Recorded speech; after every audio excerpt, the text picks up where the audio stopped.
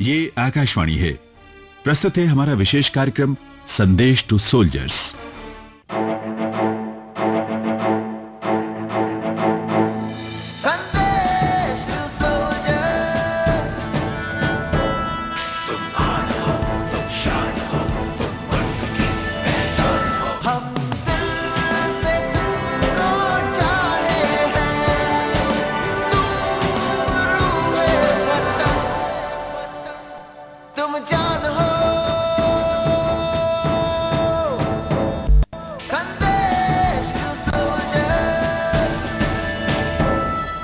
सीना ताने चलते हैं, अजब ये मत वाले हैं, हिफाजत हमारी इनके हाथों में। जी हाँ दोस्तों, ये है हमारे देश के फोर्सेस और पैरामिलिट्री फोर्सेस के जांबाज, जिनका लक्ष्य है, संकल्प है देश की रक्षा और देश की सुरक्षा। नमस्कार, मेरा नाम है नरेंद्र और मेरे साथ हैं अनूप। और दोस्तों, अगर आप इंस्टेंटली हमारे प्रोग्राम का हिस्सा बनना चाहते हैं तो all you have to do is type RAIN rain, space दीजिए, अपना मैसेज लिखिए, स्पेस देते हुए अपना नाम लिखिए, जिस जगह से मुझे ये प्यारा सा SMS भेज रहे हैं मेंशन कीजिए और भेज दीजिए 56060 यानी 56060 पर। और दोस्तों, अगर आप हमारे कार्यक्रम का हिस्सा बनना चाहते हैं हमेशा की तरह, तो प्लीज नोट करें हमारा पता, संदेश टू सोल्जर्स, कमरा नंबर 71, प्रसारण भवन, संसद मार्ग, नई दिल्ली। आप हमें ईमेल भी कर सकते हैं। हमारा ईमेल ID है sandesh2soldiers@air.org.in। इसके अलावा हमारा फेसबुक पेज भी है, इसका ID है @air.sandesh2soldiers। हमारे शो को आप पूरे भारत में सुन सकते हैं, पूरी दुनिया में सुन सकते हैं allindiaradio.gov.in पर। इसके अलावा हमारा एक मोबाइल ऐप भी है, ऑल इंडिया रेडियो लाइव, जिसको आप डाउनलोड कर सकते हैं और हमारे इस शो को सुन सकते हैं। अनूप, आज का शो भी हमारा हमेशा की तरह कुछ खास है, क्योंकि आज अब से कुछ ही देर में हमारे साथ होंगे retired inspector general of police, central reserve police force के VPS पंवार साहब। जी हाँ दोस्तों, और अगर आप उनसे हमारी बातचीत जो है वो सुनना चाहते हैं and you want to be part of the conversation, तो आपको सिर्फ इतना करना है कि आपको अपने सवाल जो है हमें जल्दी से SMS कर देने हैं। आप उनसे क्या पूछना चाहते हैं ये हमें बताएं। Again I am telling you, RAIN rain, space देते हुए आपका सवाल, स्पेस देते हुए आपका नाम, जिस जगह से आप हमें भेज रहे हैं ये सवाल, उस जगह का नाम, और उसे भेजना है 56060 पर। जो दिल से लगे उसे कह दो हाय हाय हाय हाय, जो दिल ना लगे उसे कह दो बाय बाय बाय बाय। आने दो दिल में आ जाने दो, कह दो मुस्कुराहट को हाय हाय हाय हाय। जाने दो दिल से चले जाने दो, कह दो घबराहट को bye bye bye bye bye bye. Love you जिंदगी,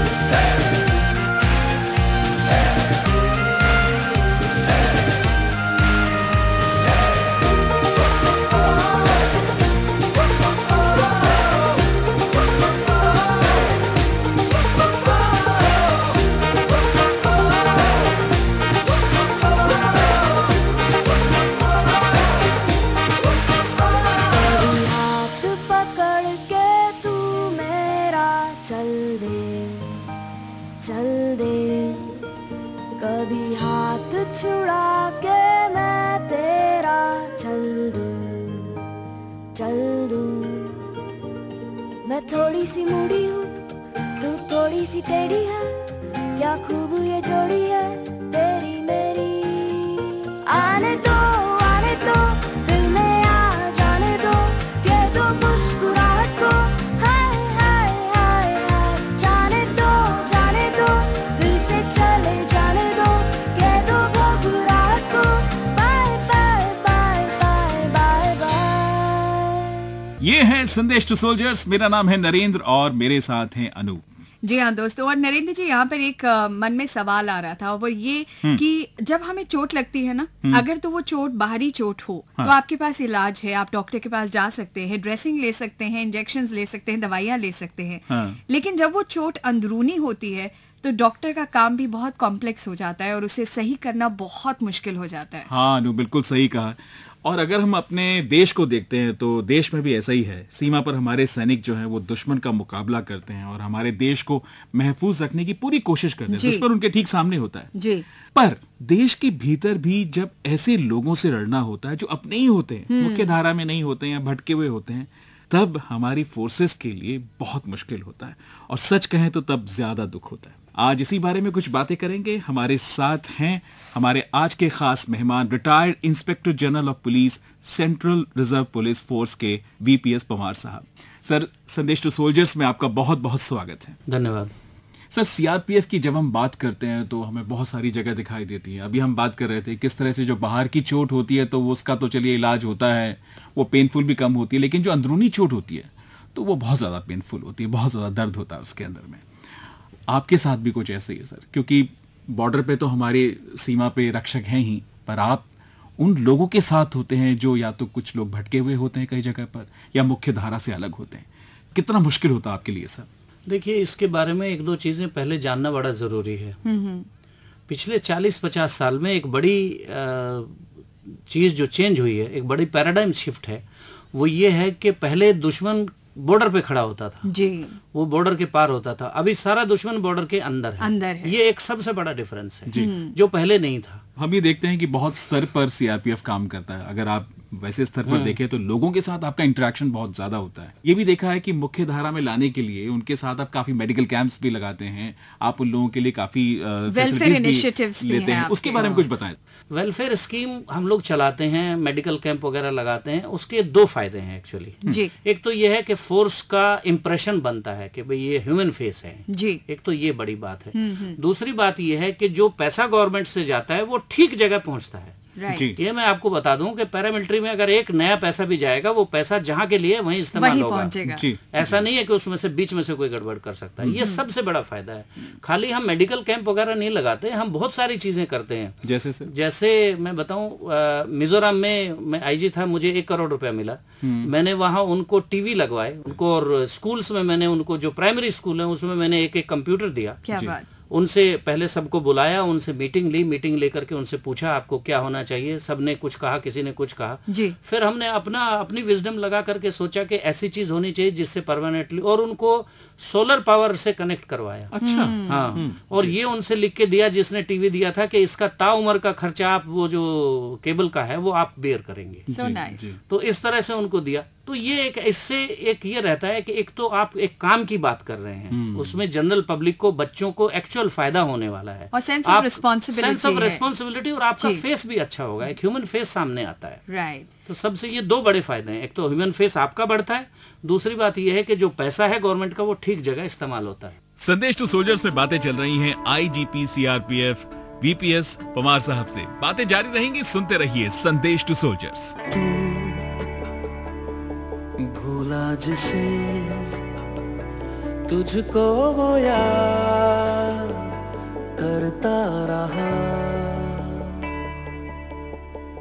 तू जीता रहा तेरे लिए, वो मरता रहा तेरे दर्द की आहट सुनी तो आ गया सब छोड़ के तेरी राह में, लेकर खुशी वो है खड़ा हर मोड़ पे सब छोड़ के।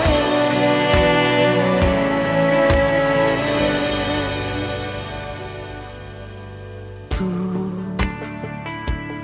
भूला जिसे तुझको वो याद करता रहा।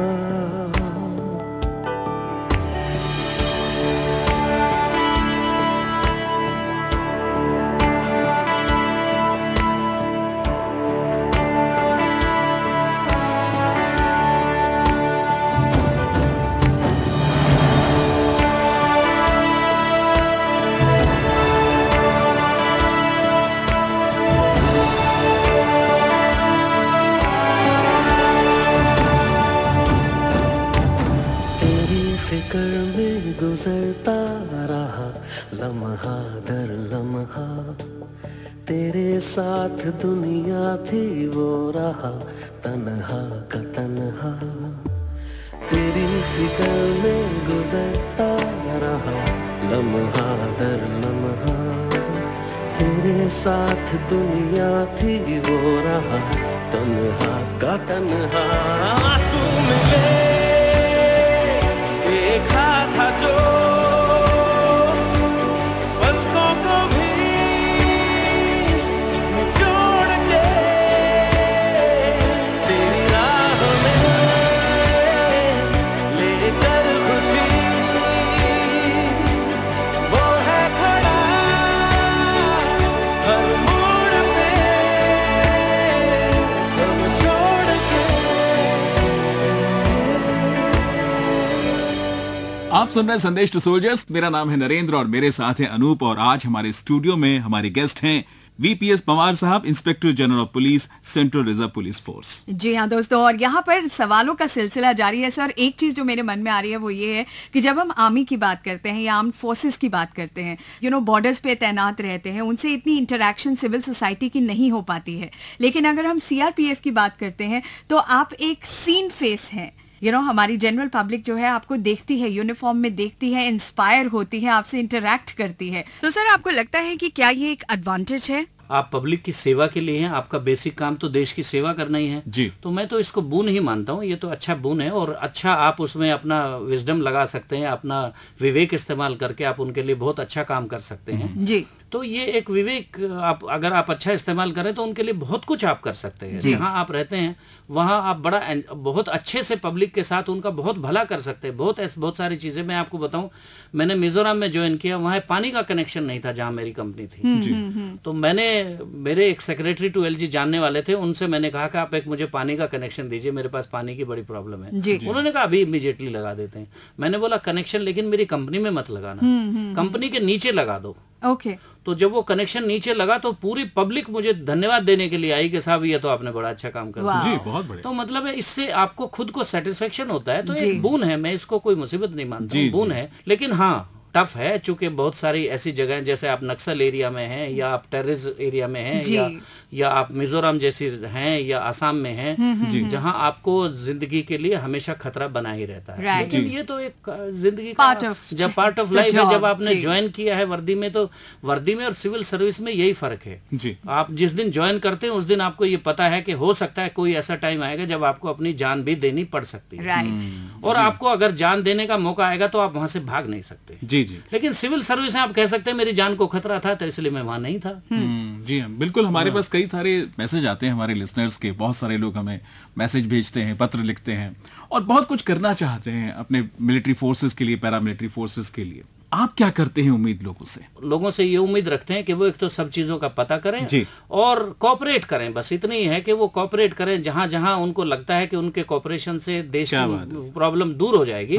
बस हम उतनी उम्मीद रखते हैं। देखिए कितनी छोटी सी बात, सिर्फ कोऑपरेशन चाहते हैं, सिर्फ हम कोऑपरेशन चाहते हैं और हम कुछ नहीं चाहते। दिल है छोटा सा, छोटी सी आशा। हम उतनी बात करते हैं, हमें कोऑपरेट करें बस। अच्छा सर, यहाँ पर मैं अपने कंप्यूटर स्क्रीन को देख रही हूँ, बहुत सारे मैसेजेस हमारे पास आए हैं जहाँ कहा जा रहा है कि we salute the forces, we salute the CRPF, and बहुत सारे ऐसे मैसेजेस हैं। लेकिन आपसे पूछना चाहूंगी, आपका इतना लंबा टेन्योर रहा, आपने इतनी इंटरैक्शंस की सिविल सोसाइटी के साथ, कोई ऐसा इंसिडेंट जो आपको अभी भी एकदम याद आता हो, फ्रेश हो, जहां सोसाइटी के साथ आपका एक बहुत ही प्यारा सा रिश्ता बना हो? मुझे हाँ, मैंने ज्वाइन किया था जब, तब से मुझे एक याद है, ये 73-4 के आसपास की बात है जी। मैं मिजोरम में था। तो मैं वहाँ रेगुलरली उनके चर्च में भी संडे को जाता था मास के लिए। हाँ, क्या बात, मैं उसमें जाता था। तो लोग बड़ा साथ देते थे, और जब मेरी कंपनी का उनको पता लगा कि ये यहाँ से कंपनी जा रही है, तो लोगों ने मुझे इनवाइट किया कि साहब आप हमारे साथ चाय पी के जाएंगे। मुझे आज भी याद है, एंड आई वाज टच्ड कि भाई देखिए, अगर आप लोगों के साथ ठीक रहेंगे, आप तो कहते हैं कि यहाँ मिलिटेंसी है, लेकिन ये लोग आपको चाय पे बुला रहे हैं। एंड आई वेंट, उन्होंने पूरी कंपनी को चाय पिला के जी। तो मुझे वो बड़ा याद आता है कि अगर आप ठीक से अपना काम करें तो ऐसा नहीं कि पब्लिक आपका साथ नहीं देगी। देखा दोस्तों, हमारे जो मेन इन यूनिफॉर्म है देखने में ही इतने टफ लगते हैं, लेकिन अंदर से इनके दिल बिल्कुल मोम है, और एक कप चाय जो है ना वो दिल जीत लेती है। नरेंद्र आप स्माइल मत करें, आपको कोई नहीं चाय पिला रहा है यहाँ पे। वैसे सर अगर सीआरपीएफ की बात करें तो बहुत गौरवशाली इतिहास रहा है सीआरपीएफ का। बहुत सारे वीर रहे हैं जिन्होंने अपनी शहादत दे दी अपने देश की रक्षा के लिए, नागरिकों की रक्षा के लिए, और इन्हीं में से एक थे शहीद हीरा कुमार झा। देखिए हीरा कुमार झा, अभी मैं 2-3 दिन पहले एक प्रोग्राम में था, वहाँ उनकी वाइफ आई थी जी। तो मैं जो उन्होंने कहा वही मैं आपको रिपीट करूंगा। वो कह रही थी मैंने अपने हस्बैंड को देखा, बड़े दिलदार आदमी थे, कई बार 1 बजे तैयार होके जा रहे हैं, कई बार 2 बजे तैयार होते थे। मैं बोलती थी कहाँ जा रहे हो? कहते हम तो इसीलिए हैं, हमारा काम ही यही है कि लोग आराम से सोएं हम लोग जगें, तो मुझे जाना पड़ेगा और मैं जाऊंगा, मैं नहीं हटूंगा। और उनकी वाइफ बता रही थी, जवान उनको बोलते थे कि जब सर हमारे साथ में चलते तो हमें हमेशा कहते हैं आगे मुझे चलने दो, पीछे आप आओ। तो फिर संदेश टू सोल्जर्स में आइए सुनते हैं शहीद हीरा कुमार झा की दास्तान। हमारे देश की पैरामिलिट्री फोर्स में एक से बढ़कर एक बहुमूल्य नगीने हैं, जिनका देश प्रेम, जिनकी बहादुरी, जिनकी निडरता हमें प्रेरणा देती है। आज कहानी एक ऐसे ही बहुमूल्य नगीने हीरा कुमार झा की, जिन्होंने नक्सली ऑपरेशन में वीरता की बेहतरीन मिसाल पेश करते हुए अपनी जान न्यौछावर कर दी। मां भारती के इस बहादुर लाल को मरणोपरांत शौर्य चक्र से सम्मानित किया गया। जब से मैं 2002 में मेरी उनसे शादी हुई थी और शुरुआत में मैं उनके पास लातेहार गई थी झारखंड में। बहुत हिम्मत वाले शुरू से ही रहे हैं और अपनी ड्यूटी के लिए हमेशा ही बहुत ज्यादा सीरियस थे। पत्नी बीनू झा के ये शब्द शहीद हीरा कुमार झा की जांबाजी की अनमोल दास्तान बयान करते हैं। यही निडरता हीरा कुमार झा को पैरामिलिट्री फोर्स की तरफ खींच लाई थी। पहले बीएसएफ ज्वाइन की, फिर संघ लोक सेवा आयोग की परीक्षा पास कर सीआरपीएफ में असिस्टेंट कमांडेंट बने। वे हमेशा आगे बढ़कर आतंकवाद और उपद्रवग्रस्त इलाकों में तैनाती लेते थे। असिस्टेंट कमांडेंट से प्रमोट होकर डिप्टी कमांडेंट बन गए, लेकिन ग्राउंड जीरो पर मौजूद रहकर ऑपरेशन लीड करने का मोह और जज्बा कभी नहीं छूटा। हमेशा आगे आगे ही रहते हैं, पीछे नहीं होते। तो मुझे घबराहट भी होती थी ये सब सुन करके। मैं कभी बोलती थी तो बोलते थे मैं कमांडिंग अफसर हूँ, अगर मैं ही आगे नहीं रहूंगा तो मेरे ट्रूप को हिम्मत कहाँ से मिलेगी। वाकया 2014 का है। उन दिनों हीरा झा सीआरपीएफ की 7वीं बटालियन के सेकंड इन कमांड थे। उनकी तैनाती बिहार झारखंड सीमा पर नक्सल प्रभावित इलाके में थी। 3 जुलाई 2014 को उनकी एक टुकड़ी को बिहार के जमुई जिले के लखारी गांव में हार्डकोर नक्सली कमांडर सिंधु कोड़ा के छिपे होने की खुफिया जानकारी मिली। सिंधु कोड़ा के साथ उसकी पत्नी रीना कोड़ा और कई दूसरे नक्सली साथी भी थे। रीना कोड़ा भी कुख्यात नक्सल कमांडर थी। 7वीं बटालियन के तत्कालीन कमांडिंग ऑफिसर राजेश कुमार सिंह याद करते हैं। आप विश्वास करेंगे कि रात में 11 बजे लगभग उन्होंने शुरू किया और 2:30-3 बजे वहां पहुंच गए। रात में ही हमारी टुकड़ियां जो लगभग 150 के स्ट्रेंथ में थी, पहाड़ी से उतर के उस गांव को घेर लिया गया था और वो इतना सफल तरीके से घेरा गया था कि बिल्कुल पता ही नहीं चला नक्सलियों को कि हम चारों तरफ से घिर गए हैं। और वो पहाड़ी ऐसी है कि बहुत कठिनतम पहाड़ियों में से है। पूरी काली अमावस की रात थी और पूरी रात बारिश होती रही थी। अगली सुबह जब मैं वहां गया था इस घटना के बाद, तो मैं खुद भी नहीं सोच पाया कि रात में हमारे ये टीम कैसे पहुंची होगी इस गाँव में। तो उन्होंने पूरी प्लानिंग की थी और उन्होंने नहीं भागने देने का एकदम फुल प्रूफ प्लान बनाया हुआ था। जब अगली सुबह हुई तो हमारी टीम, जिसका नेतृत्व शहीद हीरा झा कर रहे थे, उन्होंने एक एक घर की तलाशी लेनी शुरू की।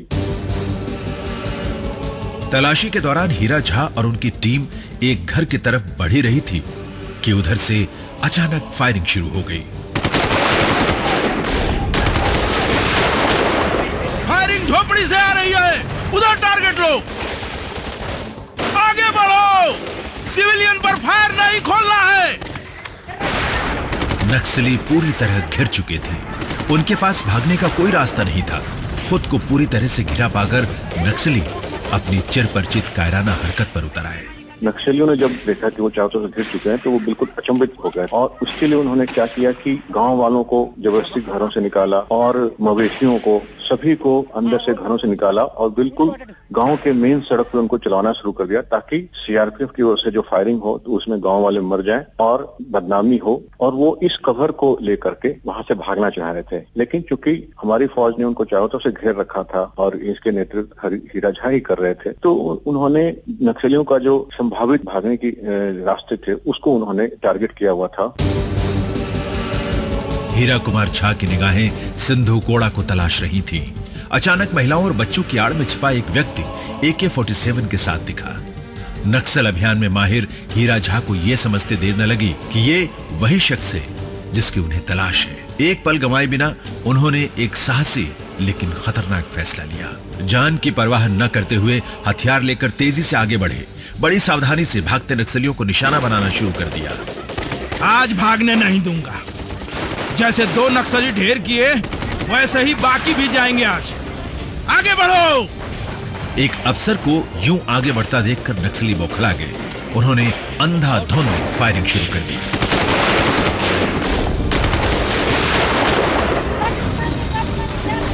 इस बीच एक गोली हीरा झा को लगी और वे वहीं शहीद हो गए। टीम कमांडर के जमीन पर गिरते ही जवानों में थोड़ी देर के लिए हड़कंप मच गया। अरे साहब को गोली लग गई, कवर फायरिंग दो। मैं साहब की तरफ जा रहा हूँ, कवर फायरिंग दो। मौके का फायदा उठाकर सिंधु कोड़ा साथियों को लेकर घने जंगल में भागने में कामयाब रहा, लेकिन जवानों ने अपने कमांडर की शहादत बेकार नहीं जाने दी और लगातार मुठभेड़ करते रहे। नक्सलियों की तरफ से फायरिंग बंद होने के बाद गांव की तलाशी में 3 खूंखार नक्सली पकड़े गए। इसमें कुख्यात नक्सल कमांडर रीना कोड़ा भी थी। जिस दिन उनकी शहादत हुई है सुबह में, उस दिन उनको बुखार था। उन्होंने दवा भी खाई थी, जो अपनी यूनिफॉर्म है उसमें दवा की गोलियां भी मिली थी। फिर भी उन्होंने इस बात का एक बार भी जिक्र नहीं किया कि मुझे बुखार है, मैं नहीं जा सकता हूँ। उस घटना के बाद से वहाँ जमुई के उस इलाके में काफी हद तक फौज का, पुलिस का वर्चस्व साबित हुआ। पूरे सीआरपीएफ में जिसने भी जहां भी सुना वह इसको एक गौरवशाली अभियान के रूप में हमेशा याद करता है। तो ये एक बड़ा ही मोरल बूस्टर अभियान था जो शहीद हीरा झा ने लीड किया था। उनका जो दिल था बहुत साफ था। अगर उनका फेस देखें तो आपको लगेगा कि ये इंसान का नाम था हीरा, और ये हीरा से भी कई गुना ज्यादा बहुमूल्य इंसान। तो मुझे बहुत अफसोस है कि इतने अच्छे लाइफ पार्टनर मिलने पर मैं उनसे बहुत कुछ सीख नहीं पाई। ऐसे वीर सपूत को हमारा सलाम। मेरी याद में होके तन्हा तन्हा, मेरे बाद में नैना अश्क न हो, माना कल से होंगे हम दूर नैना अश्क न हो, नैना अश्क न हो।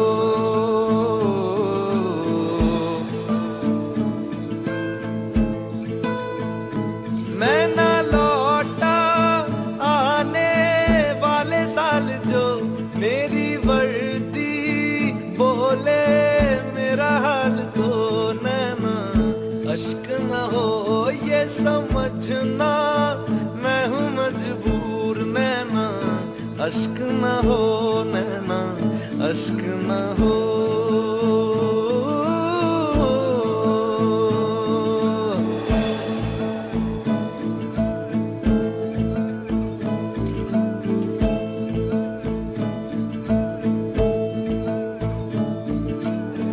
बीते हुए लम्हों के तारे गिनूंगा मैं,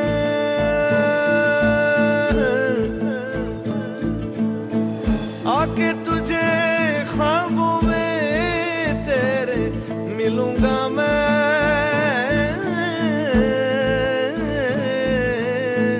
जब कभी हल्की हल्की बरखा आए, जब कभी दिल भी यूं ही भर सा जाए, जब कभी हल्की हल्की बरखा आए, उस पर झोंका एक बन के आऊंगा मैं, उस पर जुल्फे पर के दामन छू जाऊंगा मैं। ओ तेरी चूड़ी नग में गाए जो मेरे, तेरी पलकों पे हो साए जो मेरे, नैना अश्क न हो, आंसू करते हमें कमजोर नैना अश्क न हो, नैना अश्क न हो।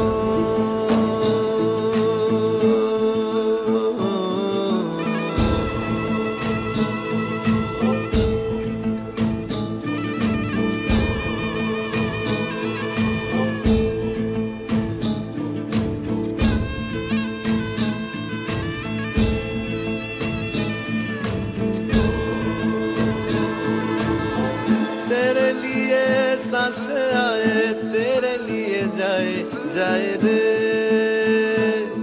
जाए रे तेरे लिए सांस आए तेरे लिए जाए जाए रे जाए रे रब्बा रब्बा मेरी से भी छोड़े जाने किसने बनाए हाय रे हाय रे हाय रे दूरी तड़पाए मेरे बाद चाहे आए याद मेरी नैना अश्क न हो नैना अश्क न हो नैना अश्क न हो अश्क न हो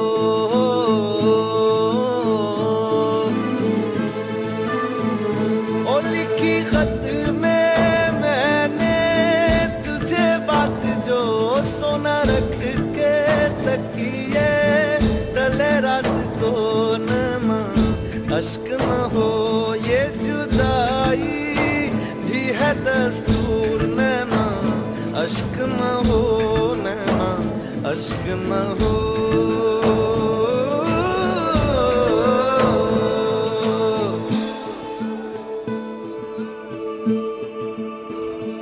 मैं ना लौटा आने वाले साल जो मेरी वर्दी बोले मेरा हाल तो नैना अश्क न हो ये समझना मैं हूँ मजबूर नैना अश्क न हो नैना अश्क न हो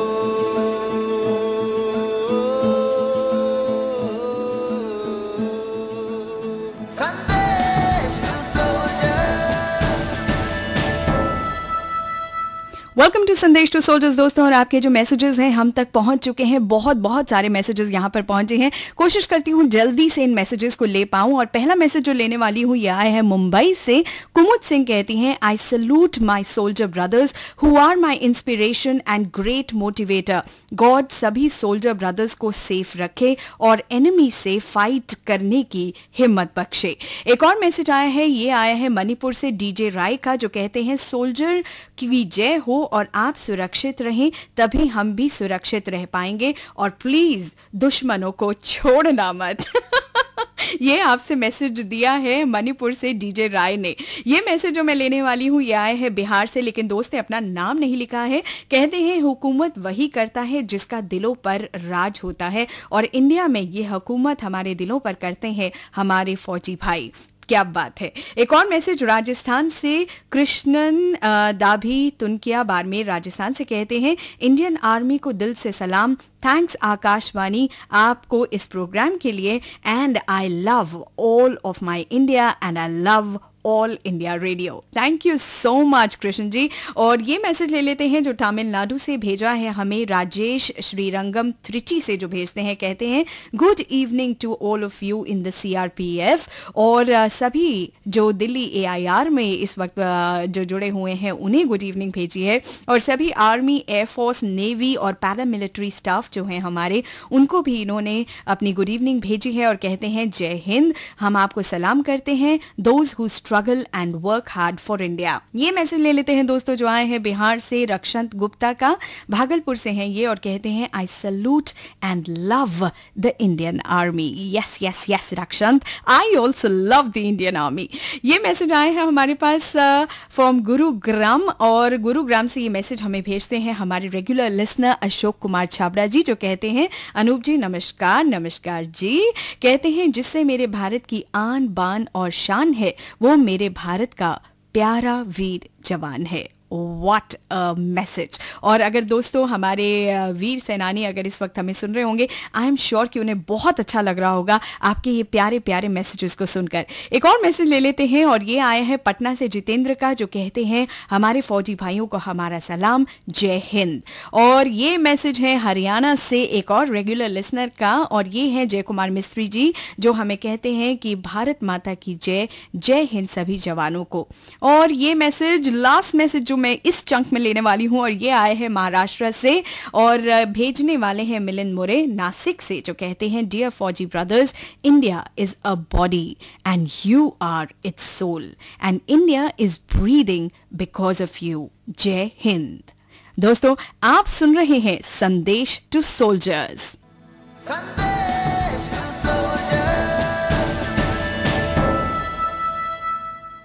तो ये तो थे वो संदेश जो आप हमें लगातार हमको भेज रहे हैं एसएमएस के द्वारा। और आइए अब आपको लिए चलते हैं गुवाहाटी और यहाँ से हमारे साथ जुड़े हुए हैं हमारे एयरफोर्स के बहुत ही खास दोस्त। अपना नाम बताएंगे सभी को आप? मेरा नाम देवेंद्र मोहन शर्मा, मैं एयरफोर्स में सिग्नल ब्रांच में था। इंटरेस्टिंग, एयरफोर्स में सिग्नल ब्रांच। वेल, ये सिग्नल ब्रांच करता क्या है? सिग्नल ब्रांच का काम ये होता है कि हमारा डे टू डे इंफॉर्मेशन है, एयरफोर्स का information from one unit to other unit and from one unit to air headquarter, जो हमको भेजना होता है वो सब थ्रू सिग्नल होता है। सिग्नल के बिना कुछ तो होते नहीं। एक जहाज अगर ऊपर उड़ रहा है तो उसको कंट्रोल करना तो नीचे से कंट्रोलिंग होता है और वो सिग्नलिंग से ही होता है। और दूसरी बात है, हमारा जो इंफॉर्मेशन एक जगह से दूसरी जगह इंफॉर्मेशन भेजने के लिए थ्रू सिग्नल ही जाएगा। इंडिया का जितना यूनिट है सबको एक साथ रखने का एक माध्यम तो है सिग्नल। जी, वैसे आप काफी समय एयरफोर्स में रहे हैं, तो इस वक्त कोई आपको वाकया याद आता है जो आप हमारे सभी लिसनर से शेयर करना चाहेंगे? 1971 का जो वॉर था, सर्विस में थे उस टाइम, मैंने एक कोर्स भी किया था, एंटी एयरक्राफ्ट गन कोर्स, जिससे मतलब ग्राउंड से एयरक्राफ्ट को डैमेज कर सकता है। तो हम लोगों का ड्यूटी होता था रनवे में। रनवे के पास में हम गन लेके बैठे रहते हैं जंगल के अंदर, जंगल बना के। बहुत मजा आता था उसमें। डर भी लगता है, जहाज कोई भी जहाज आता है थोड़ा डर भी लगता है कि कहीं ऐसा ना हो कि हमारा ऊपर ही कुछ फेंक के चला जाए, लेकिन बहुत आनंद भी आता है कि हमसे अगर हो सके तो हम कोई डिस्ट्रॉय भी कर सकते हैं।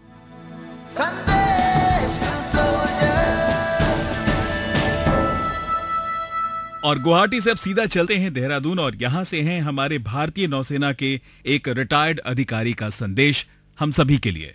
मैं बिमलकांत नौटियाल, एक पूर्व नौसैनिक अधिकारी, सैनिक, जाबाज सैनिक जो पक्ष पर सामने से गोली खाकर देश की सीमाओं की रक्षा करता है, देश का पहरेदार बनकर अपने आश्रितों को अपने से दूर रखकर, आश्रितों को ये भी नहीं पता होता कि मेरा बेटा, मेरा पति, मेरा भाई घर वापस आएगा भी कि नहीं, पर सैनिक सारे दुख दर्द को छोड़कर देश की सेवा में तल्लीन हो जाता है। और आज मैं उन शहीदों को नमन देना चाहूंगा जिन्होंने अपना आज देकर हमारा कल सुरक्षित किया है। ऐसे सैनिकों को संपूर्ण भारतवासियों का सलाम। पर मैं चाहूंगा कि आपको कहीं भी सैनिक यूनिफॉर्म में दिखाई दे तो उनको जरूर सलाम करें, सम्मान दें, उनके लिए ताली बजाएं, क्योंकि अगर आज हम सुरक्षित हैं तो उन्हीं की वजह से हैं। धन्य ऐसी माँ, धन्य ऐसे पति, धन्य ऐसी बहन जो इन सैनिकों को पत्थर दिल रख करके वहां भेजती है। पर सैनिक फिर भी कहता है, मेरी माँ, मेरी बहन, मेरी बेटी, मेरे बेटे, पहले मेरे लिए देश, फिर बाद में कुछ और। मैं पहले देश के काम आऊंगा और हंसते हंसते देश के लिए कुर्बान हो जाऊंगा और सरकार तुम्हारा ध्यान रखेगी। और सरकार ध्यान रखती है। और वो दिन भी आता है याद जब माँ अपने बेटी के शव को, उस शहीद के शव को स्वीकार करती है तो माँ बड़े गर्व से कहती है, मुझे रोने की जरूरत नहीं, मैं तो उस ईश्वर को धन्यवाद देती हूँ कि ऐसा सपूत कि मैंने कोख से जन्मा है। मैं तो कहूंगी कि ऐसा और एक सपूत होता तो भी मैं उसके सीमा पे भेजती और देश के काम आती।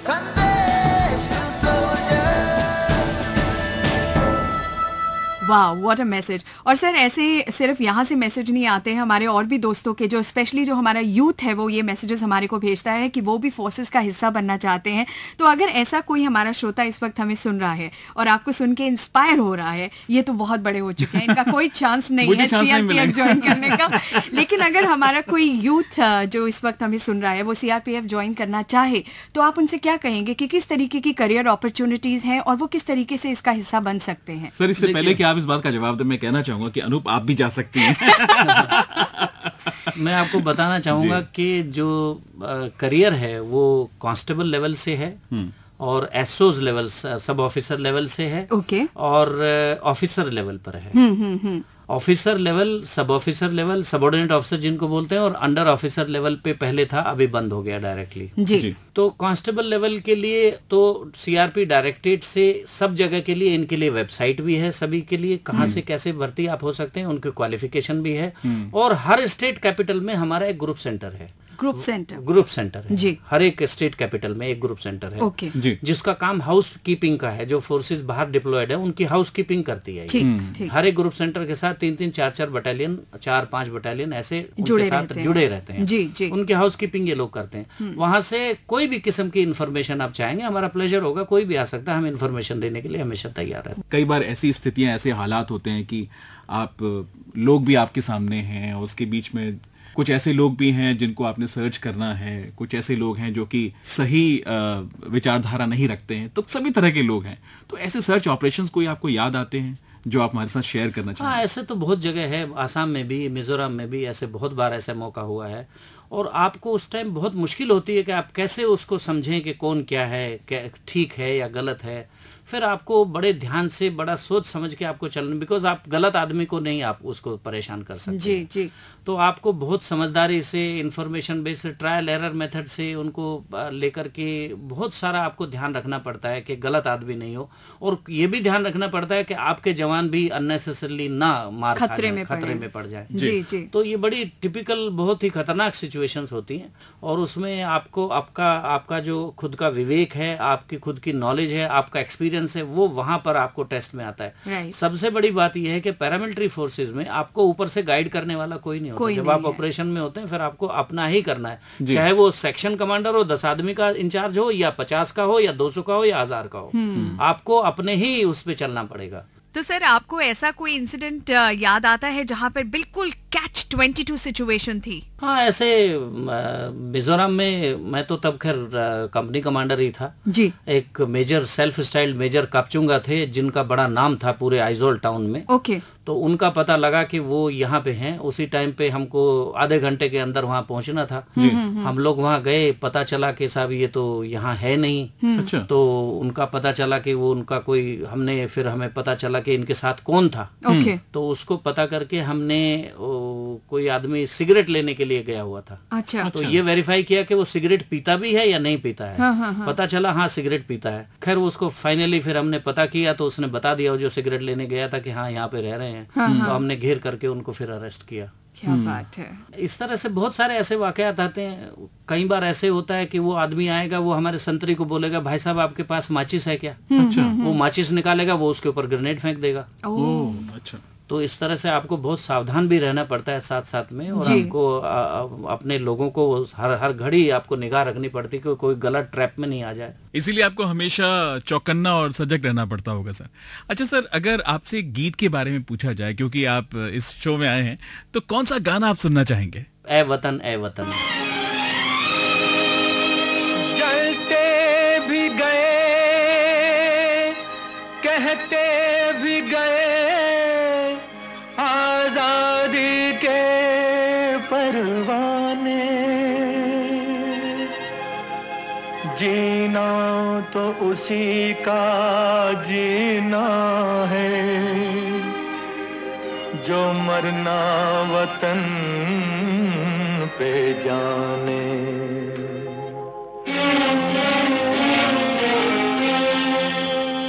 ए वतन हमको तेरी कसम, तेरी राहों में जहाँ तक लुटा जाएंगे।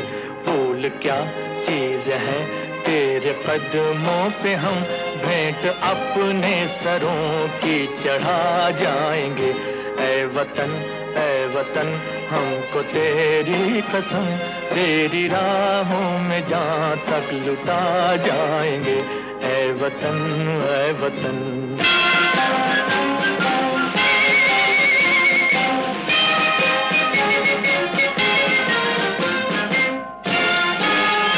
कोई पंजाब से, कोई महाराष्ट्र से, कोई यूपी से है, कोई बंगाल से। कोई पंजाब से, कोई महाराष्ट्र से, कोई यूपी से है, बंगाल से। तेरी पूजा की थाली में लाए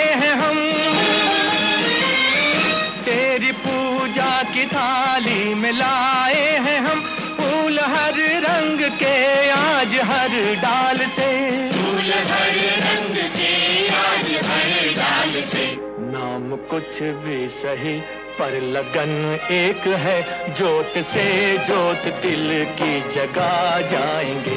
ऐ वतन हमको तेरी कसम, तेरी राहों में जहाँ तक लुटा जाएंगे। ऐ वतन ऐ वतन।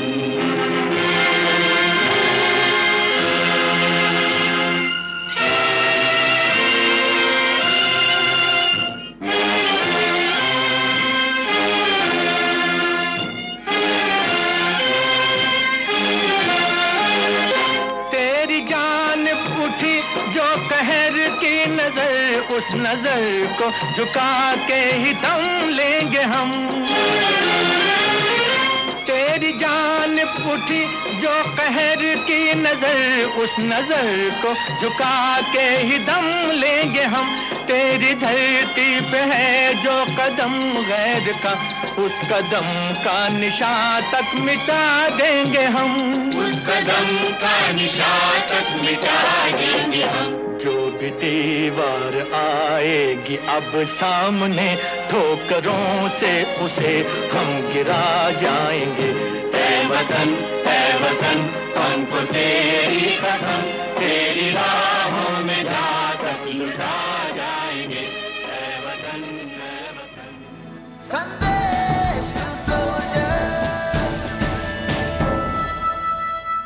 जी हाँ दोस्तों, और मैसेजेस आपके यहाँ पर मुझ तक पहुंच चुके हैं और कोशिश करती हूँ कि जल्दी से आपके सभी मैसेजेस को ले पाऊं।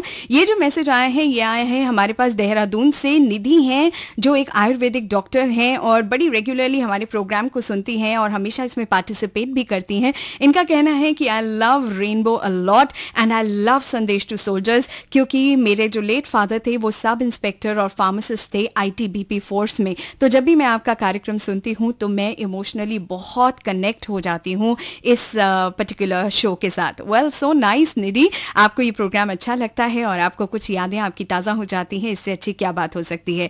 एक और मैसेज ले लेते हैं और ये आया है हमारे पास दिल्ली से ही। हमारे एक दोस्त हैं जिन्होंने इतना लंबा मैसेज लिखा कि कहीं उनका नाम इस सब में खो गया, लेकिन इनका ये कहना है कि भाई हम मैम ये जानना चाहते हैं कि मैं एक बहुत गरीब फैमिली से हूँ, लेकिन फिर भी मैं बहुत इच्छुक हूँ कि मैं इस फोर्स को यानी हमारे आर्म्ड फोर्सेस को ज्वाइन कर सकूं, तो उसका क्या जरिया है। तो दोस्त, अगर आप हमारे कार्यक्रम को सुन रहे थे अभी थोड़ी देर पहले, तो हमारे गेस्ट ने आपको ऑलरेडी गाइड किया है कि अगर आप CRPF का हिस्सा बनना चाहते हैं तो आप ऐसा कैसे कर सकते हैं, राइट। अगर आपके मन में कोई भी शंका है तो एक बार फिर से मुझे मैसेज भेज दीजिए। एक और मैसेज आया है यहाँ पर नमिता का पुणे से, जो कहती हैं कि वो अपने घर के पास रहते हुए आर्मी की जो एक फैमिली है उनके बच्चों को हेल्प करती हैं अपने फ्री टाइम में और कोशिश करती हैं कि उनकी स्टडीज में उनकी जितनी मदद हो सके वो कर सकें। अनिल चावला जी का ये जो मैसेज आया है हमारे पास, ये कहते हैं कि हमारे देश को जरूरत है यूनिटी की और भाईचारे की। सैक्रिफाइस और पेट्रियोटिज्म केवल एक फौजी की रिस्पॉन्सिबिलिटी नहीं है, सोसाइटी में सभी को साथ जुड़ना होगा, चाहे वो फिल्म स्टार्स हों, सिंगर्स हों, राइटर्स हों, डायरेक्टर्स हों, जर्नलिस्ट हों या फिर एक्टिविस्ट हों, हमारे बिजनेसमैन हों या प्रोफेशनल्स हों। अगर हम सब ऐसा नहीं करेंगे तो जवान अपनी लाइफ किसके लिए सैक्रिफाइस कर रहे हैं। वेल बहुत ही गहरा सवाल यहाँ पर हमारे दोस्त ने जो है हमसे पूछा है, तो भाई सोचिए इसके बारे में और आपको बता दें कि आप सुन रहे हैं संदेश टू सोल्जर्स।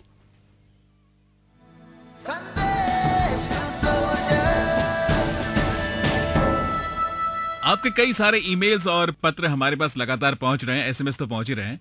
ये ईमेल हमें मिला है हस्ताराम सुथार व भूमाराम सुथार का, सुथारों की ढाणी, बाड़मेर, राजस्थान से। ये कहते हैं कि आपके कार्यक्रम में जो देशभक्ति गीत सुनाए जाते हैं वो वाकई बहुत उत्साहवर्धक होते हैं और हौसला बढ़ाने वाले होते हैं। हमें आपका कार्यक्रम बहुत अच्छा लगता है। आपके कार्यक्रम से प्रेरित होकर मैं सैनिक बंधुओं की सहायता व सहयोग करने के लिए भारतीय सैनिक बनना चाहता हूँ। बहुत अच्छी बात है। और दोस्तों यहाँ पर एक खत पहुंचा है हमारे पास all the way from Kolkata और लिखने वाले हैं हमारे दोस्त सौरभ।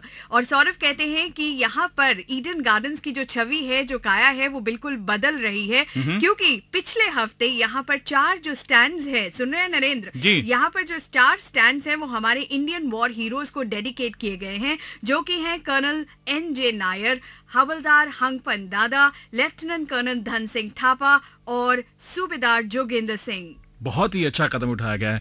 मंजू श्रीवास्तव जो कि हमारी रेगुलर लिसनर हैं, इन्होंने एक कविता लिखकर भेजी। कहती हैं, सरहद पर प्रहरी बनकर, हिमालय से अडिग रहकर, जान हथेली पर रखकर, देश की सुरक्षा कवच बनकर, खड़े हैं सीना तान कर, जांबाज वीर सपूतों को संदेश पहुंचा आशीर्वाद बनकर। और दोस्तों, संदेश टू सोल्जर्स में हमारी हमेशा आपसे यही रिक्वेस्ट रही है कि आप हमें पत्र लिखें या फिर SMS भेजें और ये बताएं कि आप हमारे सोल्जर्स के लिए क्या कर रहे हैं या फिर क्या करना चाहते हैं। और इसी सिलसिले में हमारे एक बहुत ही प्रिय दोस्त हैं all the way from Raipur, जिनका नाम है मनीष दुबे, और ये वहाँ एक रेस्टोरेंट रन करते हैं रायपुर में, जिन्होंने हमें SMS भेजा और बताया कि उनकी क्या मंशा है हमारे सोल्जर्स के लिए। आज चलिए आपको उनसे रूबरू कराते हैं और उनसे बातचीत कर रहे हैं हमारे संदेश टू सोल्जर्स के साथी दीपक हटवार। मनीष जी, जब हम सैनिकों की बात करते हैं, चाहे वे जल के हों, थल के हों या वायुसेना के हों, उन सैनिकों के बारे में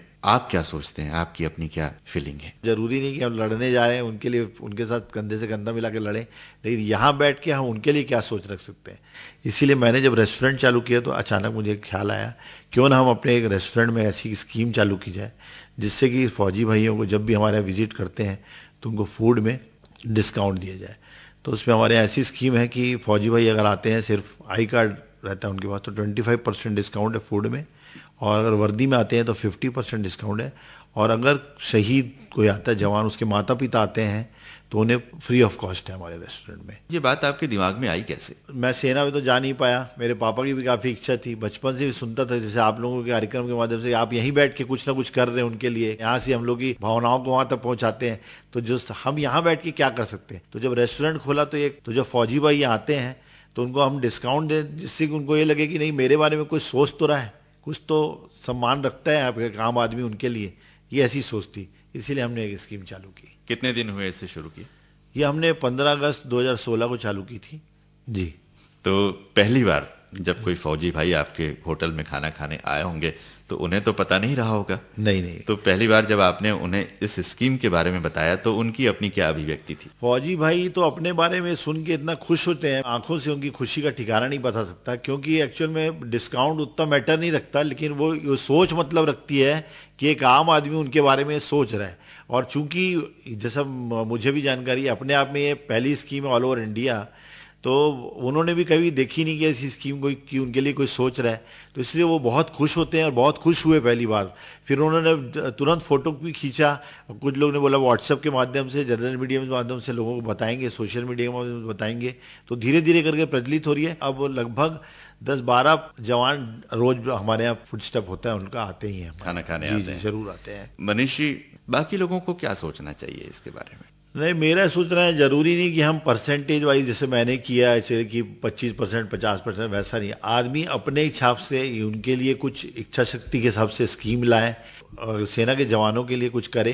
जैसे हमने अपनी स्कीम में पैरामिलिट्रिस्ट को भी शामिल किया, जैसे CRPF के जवान हैं, BSF है, STF है, स्पेशल टास्क फोर्स, तो इन सब लोगों को ये भी सेना से कम काम नहीं कर रहे, उनसे कंधे से कंधा मिला के हमारे छत्तीसगढ़ में काम कर रहे हैं। सर्विस क्लास भी अपने तरफ से कुछ करे तो एक भावना जाती है आर्मी पर्सन के लिए भी कि चलो हमारे भी एक आम इंसान इतनी इज्जत रखता है और सोच रखता है। ये धीरे धीरे करके बढ़नी चाहिए। और दोस्तों, जैसे आप और मैं ना इन छोटे छोटे तरीकों से हमारे वीर सोल्जर्स को ये बताते रहते हैं कि how proud we are of them, हम उनके लिए कुछ ना कुछ करते रहते हैं। तो चलिए आपको बताएं कि एक और ऐसी पहल चलाई गई है जिससे कि हमारे यूथ को हमारे इन ब्रेव सोल्जर से प्रेरणा मिल सके। और वो क्या है ये मैं नहीं बताने वाली हूँ, आपको बताने वाली है राजश्री, जो जुड़ चुकी है हमारे साथ हमारे स्टूडियोज में। Thank you Anoop. मैं बताऊं कि वो 2 मई का दिन था, है ना, और उस दिन राष्ट्रीय मीडिया सभागार में, जैसे मैंने बताया, मैं वहां पे थी। बड़े ही गौरवमयी अभियान का आह्वान किया गया और इसके तहत जानती हो देश के तमाम विश्वविद्यालयों में एक शौर्य दीवार बनाई जाएगी। Really? हाँ, और जिसपे हमारे परमवीर चक्र विजेताओं की तस्वीर और उनके नाम साथ में लगाए जाएंगे, लिखे जाएंगे। इस अभियान के संयोजक हैं माननीय पूर्व सांसद, विचारक और चिंतक तरुण विजय। यह अभियान पूरे देश के 1000 विश्वविद्यालयों और कॉलेजेस में जाएगा। उन सब क्षेत्रों में जाएगा जहां हम संभवतः नहीं भी पहुंच पाएंगे, लेकिन आज की आवाज उन क्षेत्रों में जाए जहां के छात्र, विद्यार्थी, जहां के अध्यापक, जहां के कुलपति, डायरेक्टर्स अपने आप यह प्रयास करें कि there should be a wall of heroes, और उस शौर्य दीवार पर हम उन 21 परमवीर चक्र विजेताओं के चित्र लगाएं। हर सुबह शाम छात्र वहां से जाएं, अध्यापक वहां से जाएं, आगंतुक वहां से जाएं और प्रणाम करें उन सेनानियों को जिन्होंने देश की रक्षा के लिए अप्रतिम पराक्रम और शौर्य का उदाहरण प्रस्तुत किया। अपने उद्गार व्यक्त करते हुए केंद्रीय मानव संसाधन विकास मंत्री प्रकाश जावड़ेकर ने क्या कहा, आओ सुनते हैं। जिनको परमवीर चक्र मिला वो तो हमारे हीरोज है। आजादी के बाद, आजादी के पहले अनेक क्रांतिकारी और देशभक्तों ने सत्याग्रह से लेकर क्रांति पर्वत में अपने प्राणों की आहुति दी। 70 सालों से इस स्वराज्य की रक्षा करने का काम बहुत कठिन सीमा है, वहां भी हमारे जाबाज सिपाही करते हैं। जिस कारण हम आज हिफाजत की जिंदगी जीते हैं वो उनके बलिदान के कारण है। ऐसे उपक्रमों से कॉलेज का भी माहौल बदलता है। और अनूप, वहाँ पर हमारे परमवीर चक्र विजेता भी थे, ग्रेनेडियर के सूबेदार योगेंद्र सिंह यादव। हर एक नागरिक का उतना ही दायित्व है जितना एक सैनिक का दायित्व है। हम सबको मिलकर के अपनी इस मातृभूमि की रक्षा करनी होगी। इसको एक ऐसा उपवन बनाना होगा, सुगंधित करना होगा ताकि दुनिया इसकी सुगंध से महक उठे। कारगिल युद्ध की यादें ताजा करते हुए नायब सूबेदार संजय सिंह, जो कि परमवीर चक्र हैं, वो भी वहाँ पर थे। जो प्लानिंग किया उसके हिसाब से हमने आगे मार्च किया। दुश्मन ने वो इलाके जितने भी थे वो फायर से कवर किए थे जिस रास्तों से हमने ऊपर चढ़ना होता था। जब दिन निकल गया तो कार्रवाई पूरी बंद हो गई, लेकिन दुश्मन हाइट पे बैठा था, हम लोग नीचे थे, और जैसे जैसे दिन निकलता गया दुश्मन को हमारी मौजूदगी वहाँ पे पता चल गया और सुबह सुबह ही हमारी कैजुअल्टी शुरू हो गई। दिन का समय था, अगर थोड़ा सा भी चूक करते दुश्मन की गोली आ जाती। दोनों साइड से फायर चलता रहा और मैं और मेरा जो साथी था हम क्रॉलिंग करते करते धीरे धीरे संगड़ तक पहुंच गए। हम इतने नजदीक पहुंच गए कि दुश्मन के हथियारों को पकड़ सकते हैं। दुश्मन नीचे देख नहीं सकता, सिर्फ आगे देख सकता वो। मेरे बड्डी ने ग्रेनेड फेंका, उससे कैजुअल्टी हुई दुश्मन की, और जो मेरे पास AK-47 था उससे संगड़ के अंदर ब्रश फायर करके दुश्मन को मार गिराया। और जो टास्क था उसके हमने तकरीबन 5 साढ़े 5 बजे तक शाम को हमने कंप्लीट कर दिया। हमारे रक्षा राज्य मंत्री ने सैनिकों के प्रति आभार व्यक्त किया। रक्षा राज्य मंत्री Shri Subhash Bhamre. We are proud of our forces, we have faith in our army. हमारे देश में परमवीर चक्र विजेता 21 है। उनके पोर्ट्रेट HRD मिनिस्टर के माध्यम से देश के 1000 से ज़्यादा कॉलेज यूनिवर्सिटीज़ में डिस्प्ले होंगे। इससे हमारे युवा वर्ग में एक मैसेज जाएगा, स्पिरिट ऑफ पैट्रियटिज्म।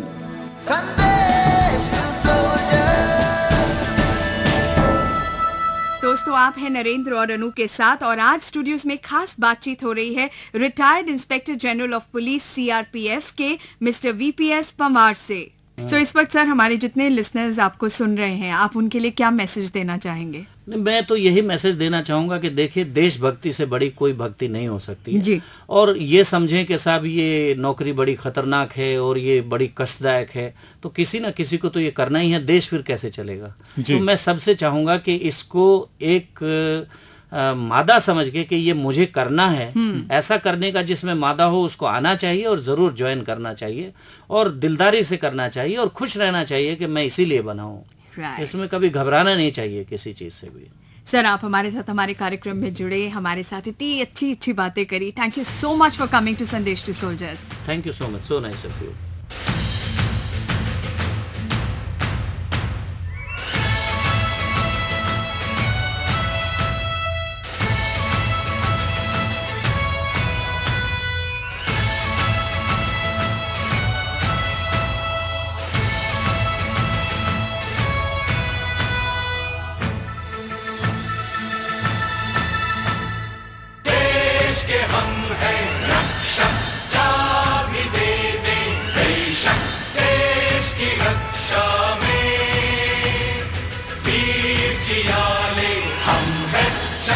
संभाले हम हैं देश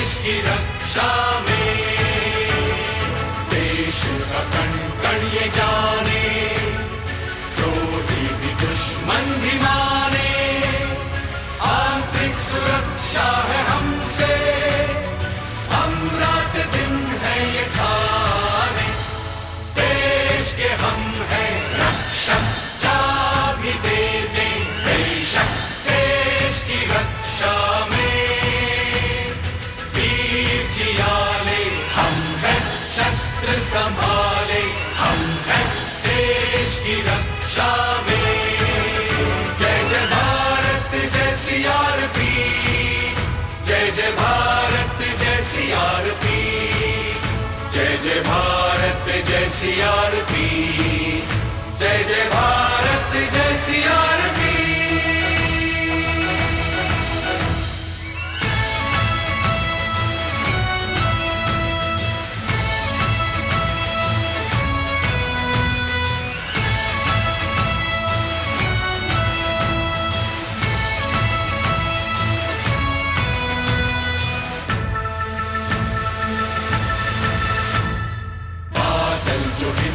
के छाए खतरे अगर सर उठाए, हिम्मत की ज्वाला जगाए, हम ये अंधेरे मिटाए।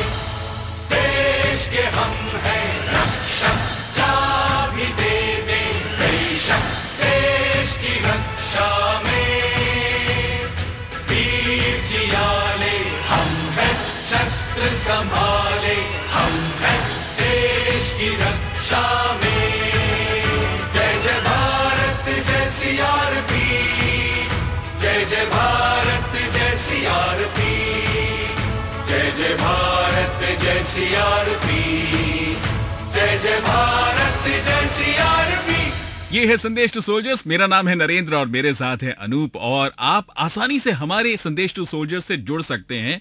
तरीका बहुत ही आसान है, अनूप बताएंगी। जी हाँ दोस्तों, आप हमें खत लिख सकते हैं ऑन संदेश टू सोल्जर्स, कमरा नंबर 71, प्रसारण भवन, संसद मार्ग, नई दिल्ली। और आप हमें ईमेल भी कर सकते हैं। हमारा ईमेल आईडी है sandesh2soldiers@air.org.in। जैसा कि हम हमेशा कहते आए हैं कि अगर आप हमारे सोल्जर्स के लिए, उनके परिवारों के लिए कुछ करना चाहते हैं या कुछ करने की सोच रहे हैं तो प्लीज हमको बताइएगा, ताकि हम आपको फोन कर सकें, जिस तरह से आज हमने मुलाकात की हमारे कुछ साथियों से। आज के शो में कंट्रीब्यूशंस के लिए हम आभारी हैं AIR गुवाहाटी, देहरादून और रायपुर के। यही नहीं दोस्तों, हम बहुत बहुत शुक्रगुजार हैं CRPF हेडक्वार्टर्स में पोस्टेड M दीनाकरन साहब के भी। और अब समय है जाने का, लेकिन याद रखिएगा अगले हफ्ते इसी समय इसी दिन आकाशवाणी पर हम फिर मिलेंगे। जय हिंद।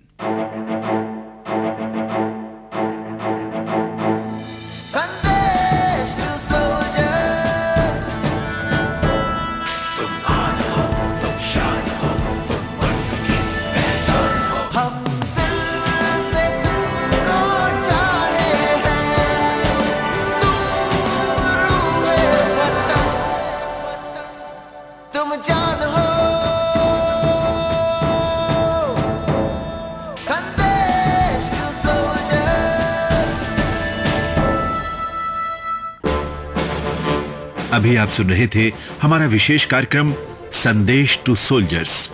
परिकल्पना और प्रस्तुतकर्ता थे मनोहर सिंह रावत और विनोद कुमार। यह कार्यक्रम आकाशवाणी के दिल्ली केंद्र से प्रसारित किया गया।